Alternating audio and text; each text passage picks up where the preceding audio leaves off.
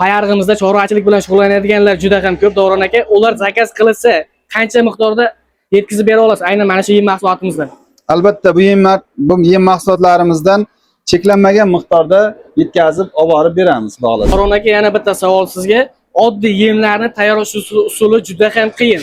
Qaynatish kerak, o'chiqqa solish kerak, ko'proq vaqtlarni talab qiladi. Bu yem mahsulotini tayyorlash usuli qanday?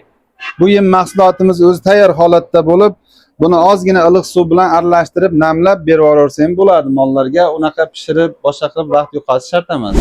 Albatta bu yemlarimiz yuqori natijali yemlar bo'lib, buni tarkibiga mineral moddalar va vitaminlar bilan to'yintirilgan. Undan tashqari raps shirot, soya shirot, paxta shirot, simishka shirot, bug'doy, arpa, makka kabi yemlardan ham aralashtirgan. Buni tarkibiga Vilafos degan Germaniyada ishlab chiqarilgan premikslardan qo'shilgan.